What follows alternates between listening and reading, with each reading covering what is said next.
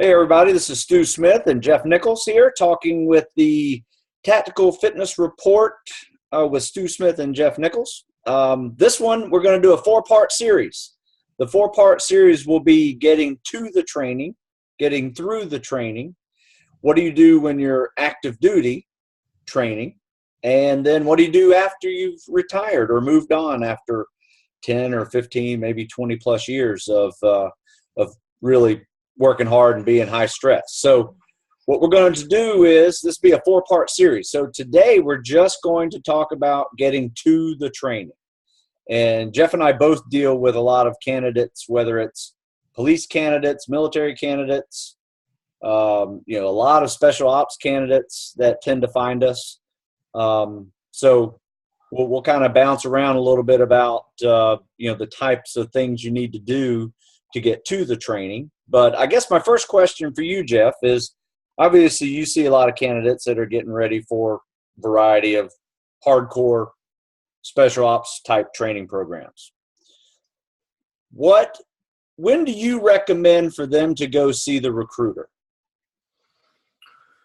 Just like anything else, right? The answer is depends. Like once I've met with them, but kind of our process here in Virginia Beach is someone sends us an email. They may just stop by or word of mouth, and however we request to see them in person initially. That's the first step, and we talk to them and see what they want to do, what timeline they're working with, and all these sort of potential constraints. So once we gather that information, let's say someone comes in. This has been the typical, so I'll just use that as a template. Typically, we get college seniors or guys that have just graduated. And they come in and they go, hey, I really want to be a SEAL. And so we go, okay, well, make sure when they're that close to graduation, make sure you graduate college, get that finished out of the way, or whatever. But so the timeline goes, okay, well, what have you been doing currently for training? Yeah.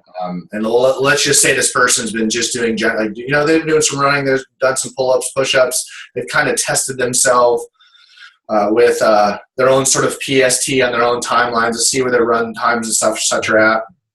And once we can establish, okay, well, they've got a good base of exercise, good base of training, then we say, okay, we'll bring them into the fold essentially if they pass that interview essentially, and we'll test them. We will put them through our version of a PST. And I say it's not like ours is anything special, but when you take somebody and you put them in that auspice of a test by a former SEAL or some of the other guys here, my business partners are former SEAL as well, it creates that little bit of stress. Yeah. We see how they perform. Yeah. And it gives us a little bit more realistic numbers of where they need to be.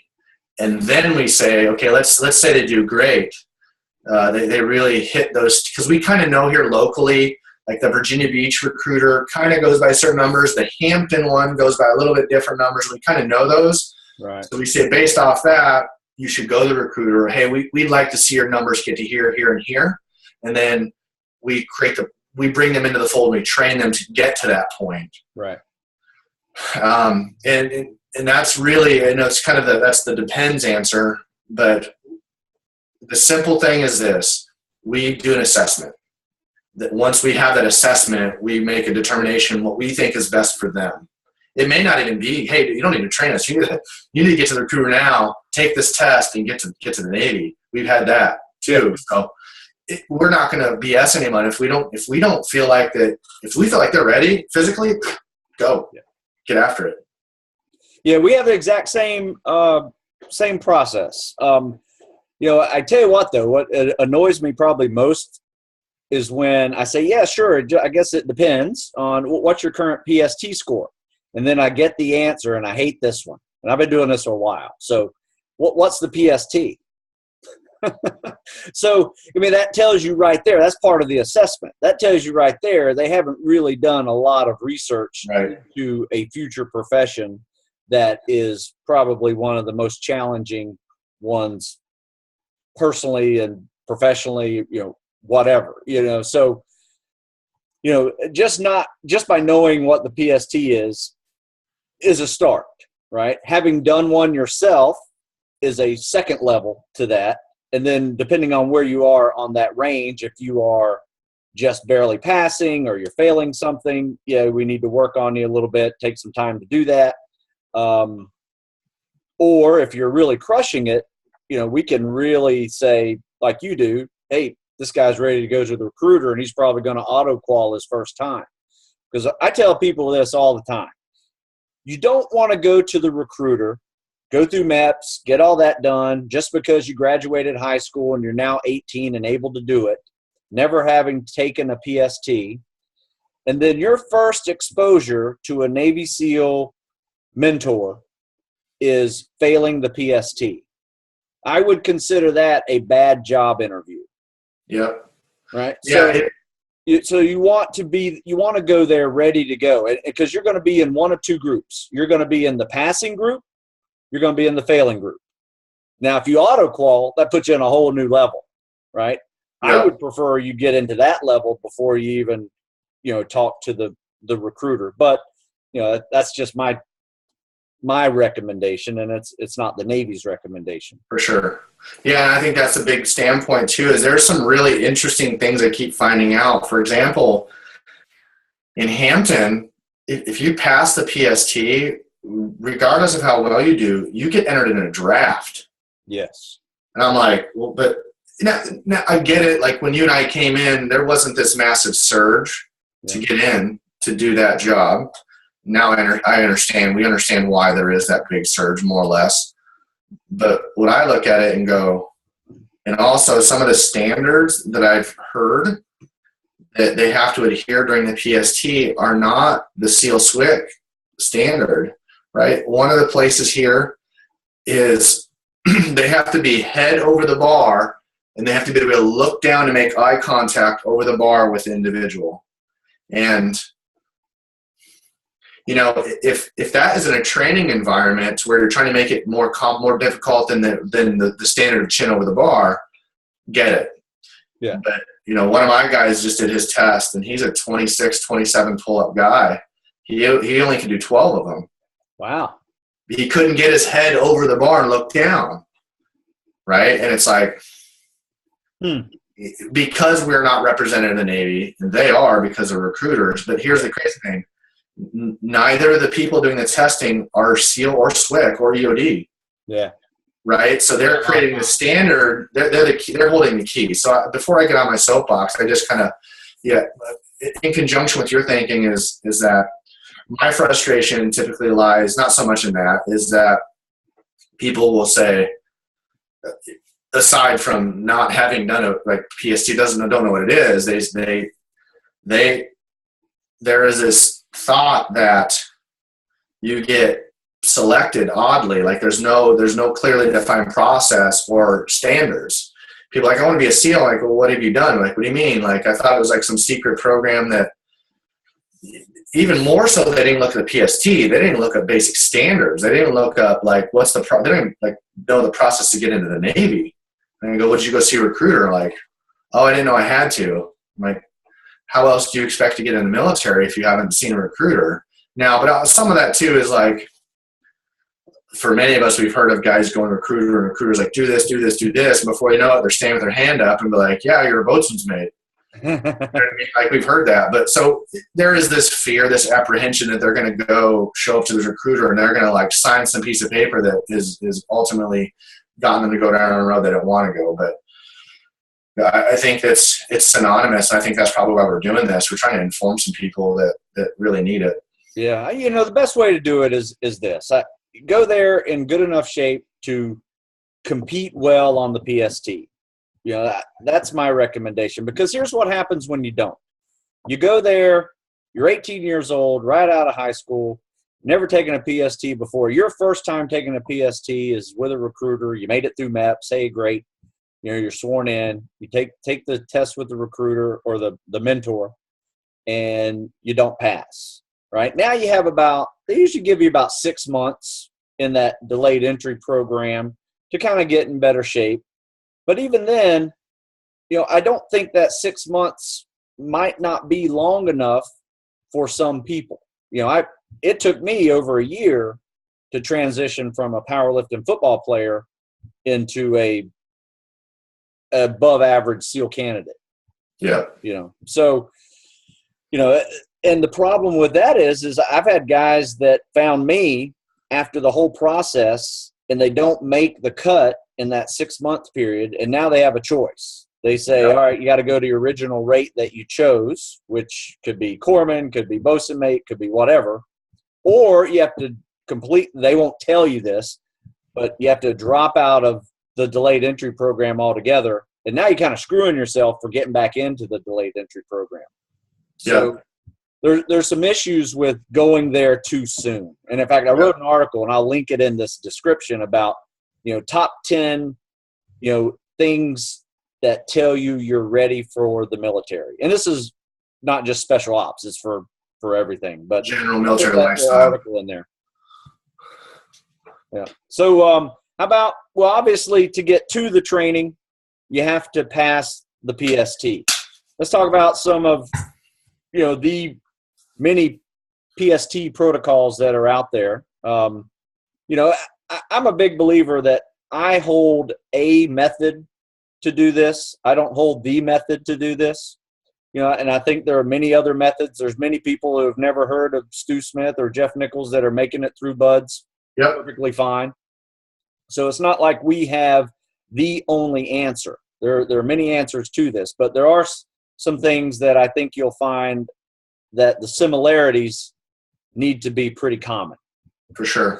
So for instance, let's focus on the PT part first. Yep. So pull-up, push-up, sit-ups.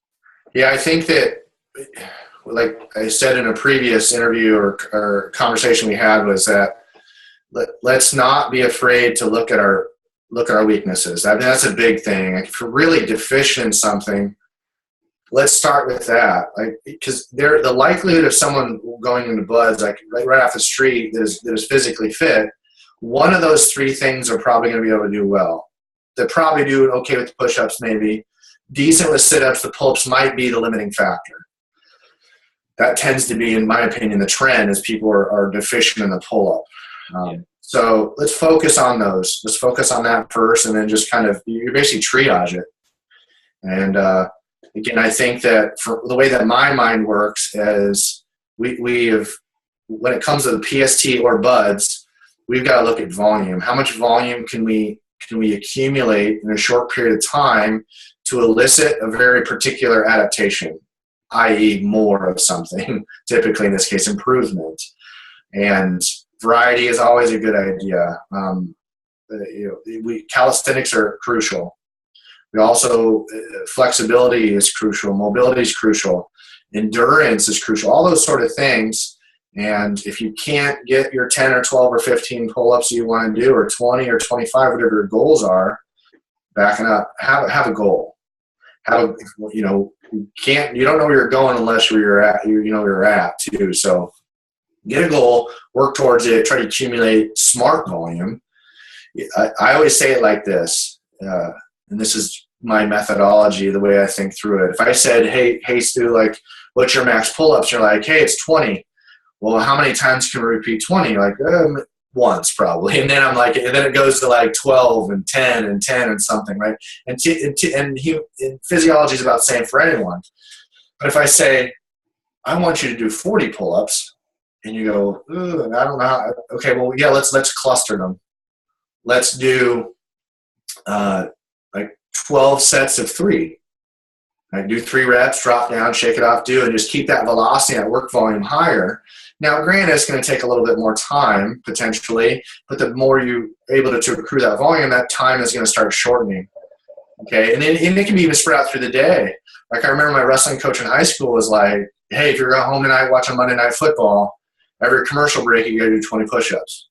By the end of the football game, you've done 600 push-ups or 400, whatever it is, right? Yeah, you can. And it's not this big sense of urgency because you're sitting there drinking water, you're snacking, watching football.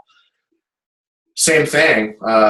I've heard so much that even like in terms of pull-ups or even push-ups, like, hey, guys that I know that own gyms and have access to them or whatever, like, they'll just put like 225 pounds or whatever number it is on the bench press. And before and after every client, he goes over there and does 10 reps. Because he knows that work day, he's not going to have time to train himself. Right. That work day, he's done 215 reps at 225. That's really good work volume. That is. So that's kind of how I end up tackling the calisthenics side, is like, let's look what we can do in a day, not in a 10-minute window. Yeah. In that work volume, you can add and add and add and add, and the body goes, well, got to keep up. So our appetite goes up, and all those sort of things become beneficial. And that's my approach. No, I love that, because we do something very similar. Once again, we kind of have a 3-phase system where we kind of start off with pyramids, right? So you're starting off real easy: 1 pull-up, 2 pull-up, 3 pull-ups, and just build up until you fail. Come back down. Yep. Right? Do the same thing with double your push-ups, triple your sit-ups. Then we do a superset type thing, like you mentioned, where we just put a sub-max number up there. Let's say 4 pull-ups, 10 push-ups, 20 sit-ups. Yep, and repeat them 10 times. Mix in a run, quarter mile at your goal pace, type of workout. And then the last one's almost kind of like a Murph, where you pick a number. Let's say 100 pull-ups, 200 push-ups, 300 sit-ups. Right? This is a progression. So, and then you try to do that in as few sets as possible. And you got 2 minutes each set. And then you got to rest with a quarter mile run, something like that. So that's a way to do it. Once again, that's how a typical, what I call the classic PT week looks like. Yeah. Now, that's just the PT calisthenics cycle. There's also a cycle where, you want to put in some weights. Some people will probably need to start off with weights versus the calisthenics because, they can't get any pull-ups yet, or they're very, very low on the push-up. Because if you think about what a calisthenic is, your first one you ever get, it is a strength exercise. You have to now turn this strength exercise into an endurance exercise. Agreed. Right? Or muscle stamina, whatever you want to call it, how much you buffer lactate, things like that. All that comes into play. So, it starts off with strength. You have a strength foundation, and then you can build upon that. And it typically goes really well for the guys that are upper body strong with, a background of strength training. They're the ones that typically can push into those higher levels pretty quickly. Yes. Then you get the athletes that are the endurance athletes, the runners. In fact, we had a cross-country kid come to our workout yesterday and today, and he just crushed us yesterday. We did this long run with hill sprints, and he was just killing us. 5-minute mile pace going, easy for him. He just crushed us. However, today we did 400-yard paced runs and or sprints / paced runs. Yep. But in between, we did pull-ups and push-ups. And the pull-ups and push-ups just crushed him. To the point of all my guys that were getting crushed by him the day before are now beating him on the quarter-mile runs. Yep. And that's what you will see at Buds. Buds has a way of exposing your weakness real quick. You might be the best upper body guy. You might be the best runner, might be the best swimmer. But if you're not good at the other elements, or at least have some decent amount of strength foundation under all that, things are going to start crushing you real quick. Nobody can hide in that environment. Nobody. Doesn't matter how good. Our fastest runner in my Buds class, and you'll see this, they made me do PTs with weight belts. I did all my pull-ups and everything because I was just strong. It all started off with a story, which I won't bore you with. I like that one. That's good. I had a 16-pound weight vest or a dive belt that they brought out for me to do my pull-ups and rope climbs with. And our fastest runner in the class, they made him do his 4 miles backwards. So it's like, okay, great, you're fast, got it, but take this. Oh, so that's genius. He didn't last long. Not in the runs, fine. He ran it backwards faster than everybody else. But he couldn't handle the water. Right. So it's like, oh, there you go. Just to your point. Yeah, it's creepy. But I just had this conversation yesterday with a friend of mine that's here training, and he knew the buzz instructor that made me do that, and it's just you get some kookiness there, and you never expect it.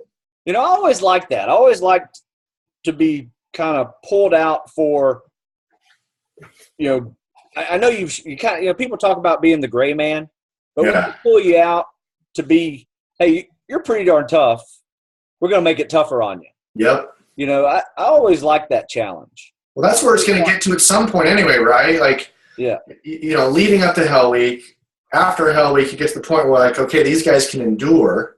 Right. That's really, can they handle it? Can they endure it? And then it becomes, it's like, all right, well, that's how it started with me. Was the very, very first week of Buds, because I was a fairly muscular guy. They had these 10-pound weights on the beach and the platform there at Buds. I was sitting there, and the 2 instructors were sitting next to me, and they go, hey, who's the strongest guy? And they pulled me out, and I sat there, and they go, if you can hold these weights at a T and not touch our heads for 1 minute, we don't have to run today. And they certainly thought, no way can he do this.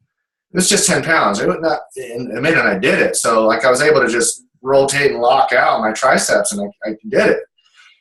And it just so happened that the CO was there at the time. And he's like, well, you're a man of your words. We got out of PT. So from then on, they made me do PTs with weight belts. Nice. But it became, at some point, that sort of a focus on an individual, if you handle it well, then it just becomes part of the process. And it's kind of like a badge of honor, like you're referring to. Yeah, I would agree. I remember when they can't beat you, when they can't hurt you anymore, then they start getting into your head. Yep. And I realized that real quick is like, all right, they're starting to talk to me about like girlfriends and fiancés and things like that. I said, yep. Once they realize they can't hurt you anymore, then they're going to say, oh, Smith, you got a girlfriend? Yeah. I used to have a girlfriend. Yeah.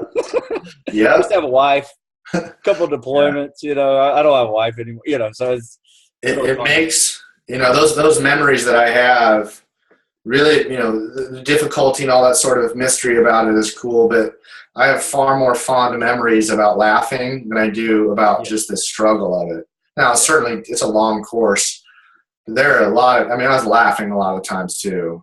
I would say on our next one, we should really, when we're talking about getting through the training. Yeah. We're getting a little off topic, I know. Sense of humor is number one. Yeah. But you're right. Sure. But, all right, so we hit the PT cycle.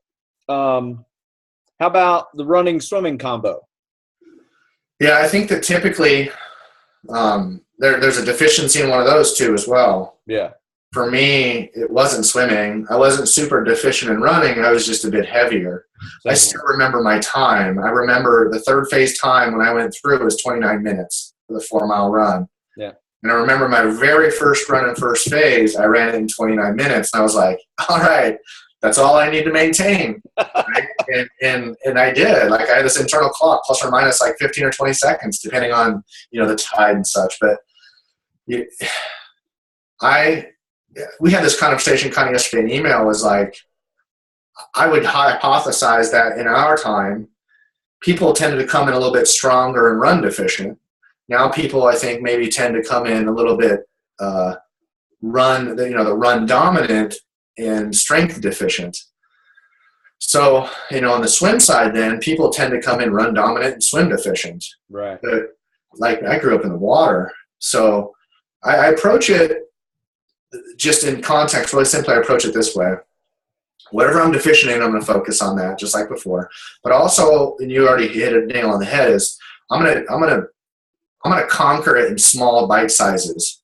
Right? If I can't go out and just run, I had a guy that texted me yesterday that's doing my program. He ran 6:47 in his PST.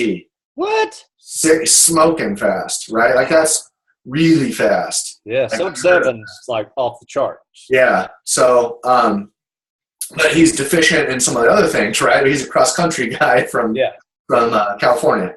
But the thing is that, okay, well, how are you in the pool? He's decent in the pool, but let's say this person is deficient in the pool. And that 500 meters seems pretty daunting. Well, a lot of the time it becomes stroke efficiency for the swim, even for run efficiency too. But we'll pick on swimming for my thoughts is, but can you swim 50 efficiently and quickly? Okay, then build off that.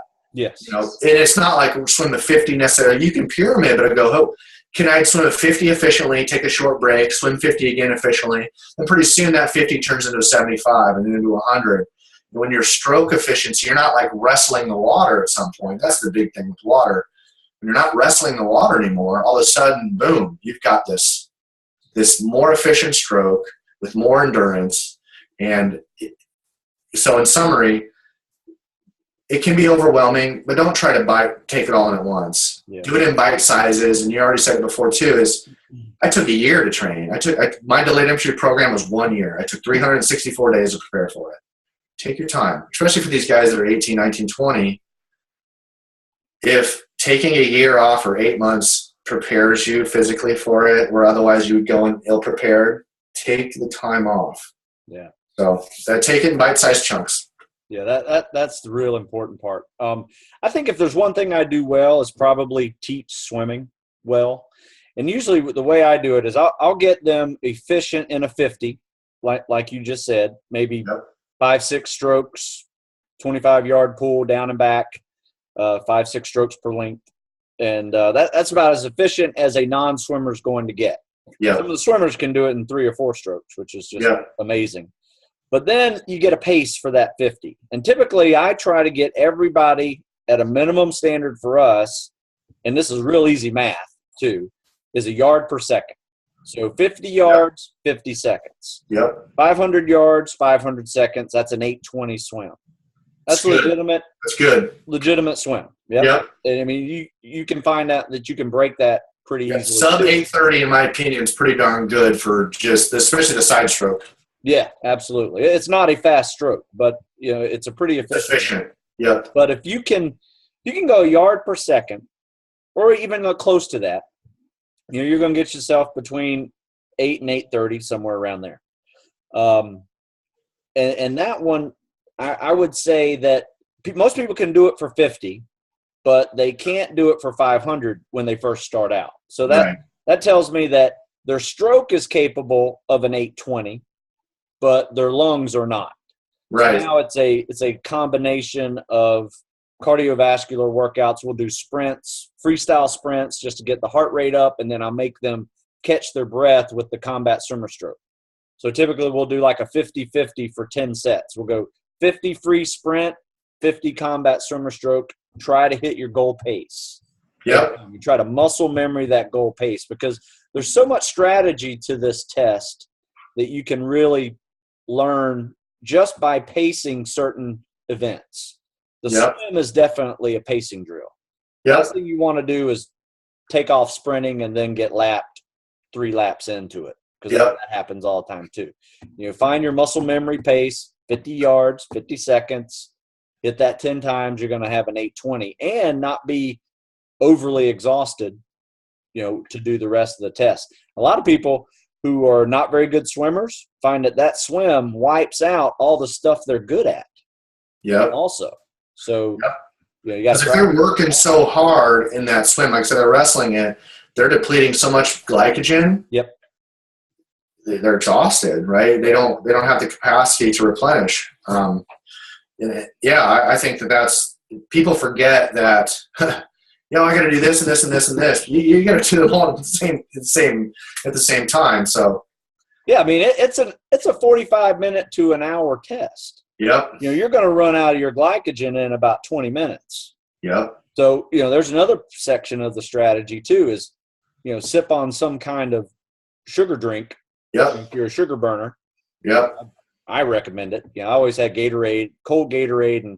And another thing too is, half of your fatigue is going to be body heat. So if it's a really hot day out there, when you have that 10-minute break in between the swim and the PT, turn the cold shower on or stay in the water for a little bit, shake it out, try to keep your body temperature down a little bit before you make some of those transitions. That helps a lot. For sure. Sipping, some kind of sugar drink. Like I said, I usually do Gatorade. Seems to work fine. You don't want to guzzle it, obviously. Yeah. You do all these other events. But pace the swim. And then you got push-ups, sit-ups, pull-ups. Pull-ups and the push-ups aren't really pacing drills. They're mostly get them done before gravity takes them away from you. Yeah. The sit-ups I always found to be a pretty smart one to pace, because I've seen people fail, one day and then pass it the next just by learning the proper pace. Yeah. I've seen guys do like 35, 40 sit-ups in 30 seconds, and then they can't match that in the next minute and a half. Yeah, and that's I did a video on YouTube about kind of the sit-up, and I had a really good conversation with the guys that just petered out on his PST. So the setup in the PST, it's super dynamic. Yeah. Okay? And so we think about, well, all I really am doing is sitting up. Well, the dynamic nature of which you're descending and trying to change direction, that's the most violent point of physics right there. That's where your energy is most used, on that change of direction. Yes. So we also, it sounds crazy, kind of, but if you can train yourself to dynamically decelerate, right? You just do throw yourself back and slow down, pull yourself up, throw yourself back and slow down. That's for me, because when your knees are bent, your hip flexors are engaged, your psoas and iliacus. Yep. Your abdomen isn't for locomotion, right? You straighten your legs, your abdomen becomes locomotion. But the test we know is knees up, right? Yep. Someone's sitting on them or standing on them, and arms underneath the knees. It becomes iliacus and psoas dominant. And it's a deceleration. So same in sprinting. Your iliacus and psoas is in knee flexion. Hip flexion. So we really need to not flutter kicks. That is psoas and iliacus dominant, hip flexion dominant. So that's where it gets a lot of people. I know a number of people, that's where they fail. They crush everything else and they just cramp up. Their abdomen cramps up on the sit-ups because their psoas poops out.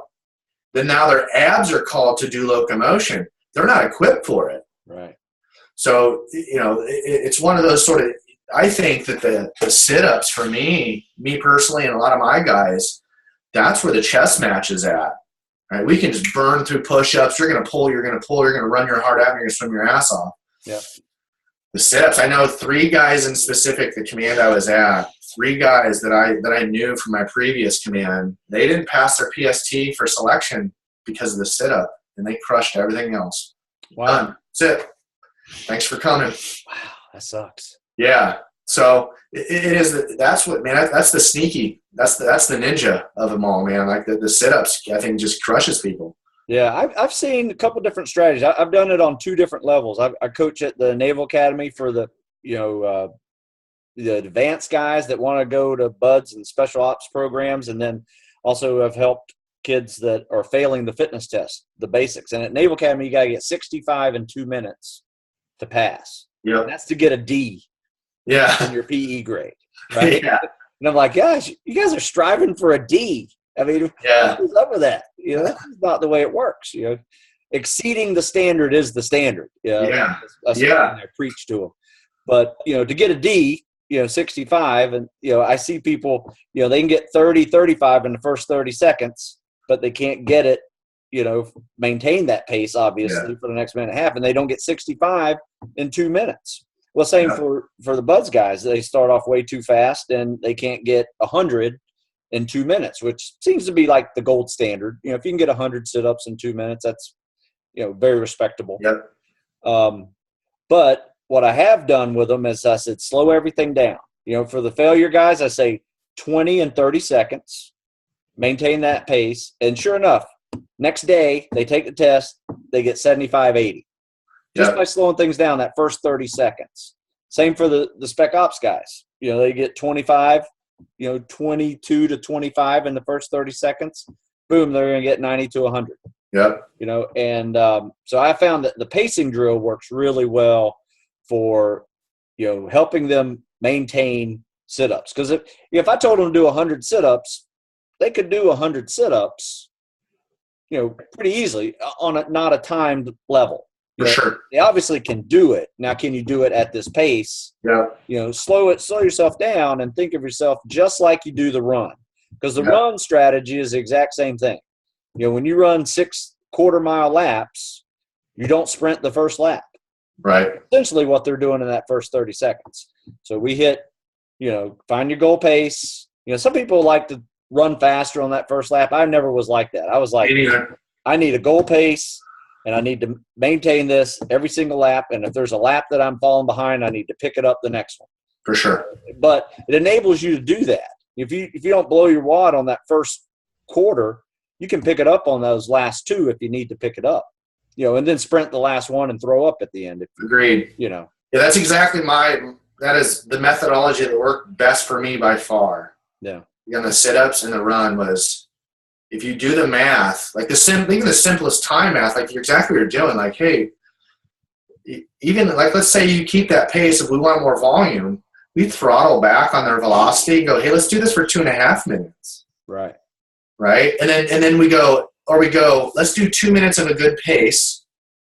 And then, let's say a minute, 40 seconds of good pace. And then you take a short rest maybe, and you go for 20 seconds, you're going to set your hair on fire and go work some speed stuff on the sit-ups or whatever it may be. Sure. They're all good. But I absolutely, when people go, wait a minute, I don't have to come out of the gate so fast. And I just did 85 sit-ups. Like, slow down. That musculature with your knees bent works far better. You start bypassing the abs if you go too fast because hip flexion happens, right? If we get the abs involved and we're just smooth and we're able to breathe, right? Because a lot of times it's so furious, they're holding their breath and they go, you hear when they hit their back. Breathe. Yep. Slow down and breathe, because after that sit-up, you're going to have to go run and swim, right? Yeah. Absolutely. So that's the other side. The hip flexors are shot, and now you have to go run and swim, and that's what your locomotion is, your hip flexors and glutes. You just smoked them on a sit-up. Yeah. Here's another one for you. The PFT transition. So after you've done the PT, the pull-up, push-up, sit, well, you've done swimming. Now you got pull-up, push-up, sit-ups, and now where's all your blood? It is all upper body. Yep. I know you've felt this one before. You ever done the 1.5 miles after that, and you say, I've just felt like crap the first 2 laps. Yep. Like things you didn't get into your pace for 2 laps almost. Yep. So what we do a little thing where we transition, almost very much similarly to a triathlete transitioning from the swim to the bike or the bike to the run. You know how they kick a little harder to get the blood down to the legs, and they pedal a little lighter to get their frequency of pedal stride, for the stride down for the run. So we do the same thing. What we'll do, you got a 10-minute break in between the PT and the swim or in the run. So now let's try to get the blood from your upper body down to your legs. For me, best way to do that is just run a 1/4 mile, nice easy jog, shake out your arms while you're doing it, try to get the blood flowing, stretch out your upper body first in the first 5 minutes, then the last 5 minutes, stretch out your hips and your legs, especially your hip flexors because they're tight, and your thighs and your hamstrings and all that stuff. And I found that to be very helpful from taking that first 2 laps feeling crappy to feeling almost fresh. Yeah. At least your heart rate's not beating higher because it's pumping more blood to your legs. You kind of get into that natural rhythm of the way you normally run. Yeah. I think the big common denominator in so much of all of this for you and I and for others is that create a mechanism, a routine, right? You got to drop those cookie crumbs throughout the process and go, man, that didn't really feel that good right there. Well, that's the point where things started feeling bad, so we need to deviate.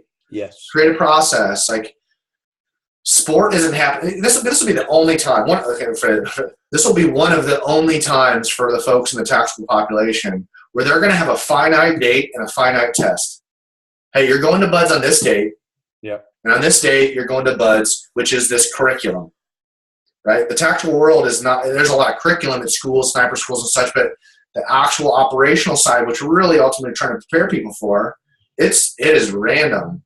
Yeah. So take advantage of having a date you're going to go to BUDS potentially, and the process, like the PST is, it's specific, right? And then BUDS is fairly specific. I mean, they're going to run through that curriculum, that protocol, but take advantage, create a process, create a routine, and then now you have a point of evaluation. Right. Yeah, that's really good. How about this? Every now and then, kids who are preparing for BUDS or other special ops programs, or even just regular military that, feel like they need to take supplements. Now, I know at these programs, they don't allow supplements. Right. So I typically say, they're not going to allow it. Do you recall what Naval Social Warfare is letting the BUDS students take? Is it just a multivitamin or is it nothing at all? I need to know. When I was there, it was just multivitamin. And you could have powdered protein. Yeah, that's the only thing. Yeah, it has to have like a nutritional facts on the back versus. Yeah, it has to be in SOCOM and stuff. It has an NSF stamp on it, like it's a round NSF stamp. It has to, But yeah, I think the standard is if you can buy in the exchange, you can have it. Yeah. Okay. I could be totally wrong, but memory serves me. That's kind of the standard now. For me, my recommendation is just to keep it super simple, like super simple. And then, because again, that's your start point. Like training, start somewhere. Don't just throw a ton of supplements into your regimen and go, I'm getting better, I'm getting worse. Well, which one is it? Is it all of them? So it gets too convoluted. My guidance, again, it has to be guidance because legally I cannot prescribe dietetics because I'm not a registered dietitian nor a sports dietitian. My guidance, though, is, you want to break your fast, eat breakfast, right? You want to go into a training session not empty, right? We have to have gas in our Ferrari for our Ferrari to go. And when we're done driving that Ferrari like a madman, we got to refuel. And then at night time, don't go to bed hungry. Those are kind of my stipulations. Yeah. Can't go wrong with a good whey protein, really any of those times. Yeah. Any of those food products, Gatorade I don't like super sweet stuff, so I like to water my Gatorade down.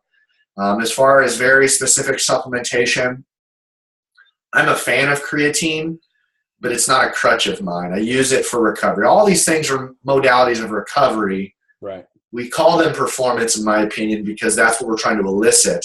But the way to elicit higher performance is to recover faster. Right. Obviously, the training needs to be good. But so a good protein, for me, caffeine is a good one, creatine, but that's about all I'll ever recommend for somebody early on. And then they come to me and go, hey, I'm going to altitude, this, and this. We might recommend some beta-alanine or something other, right? Right. But right now, protein, can't go wrong with it. Caffeine, again, I'm not saying 700 milligrams. I'm taking like small doses, 30 to 70 milligrams with food. I guess that's my routine. I take it with my breakfast or pre-training with, sounds crazy. I eat baby cream of wheat. That's what I take before I train, 30 minutes before I train. So I have that glycogen. Yeah. I take that with a scoop of protein before I train. After I train, I take my protein shake as well. We have organic chocolate milk that's delivered here for all of our athletes. So nice. I eat a bunch, eat before, not right before.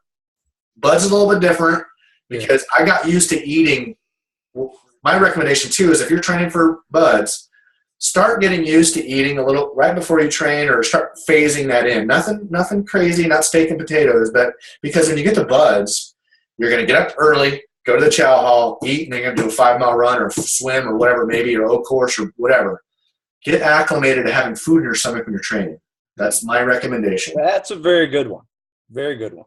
Because I have found that to be, people don't realize you can do that.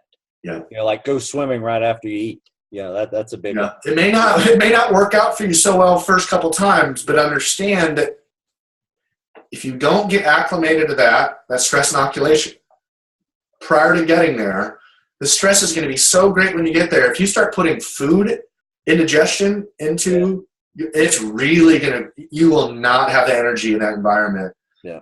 And for me, what I do is I tell people, simple, peanut butter and jelly sandwich, 20 minutes before they train. Right? Something that's really accessible. Cream of wheat, grits, plain grits with a little bit of protein powder with it. Real simple stuff that's easy on the stomach. Right. You know what I used to do? I used to carry a Ziploc bag with me and put it in my pocket. All through buds. Took it back to my locker. And so whatever I didn't eat on my plate, like baby carrots or apple slices. Threw a couple of those things in there, and like. In between lunch and dinner, that was a nice little boost of sugar.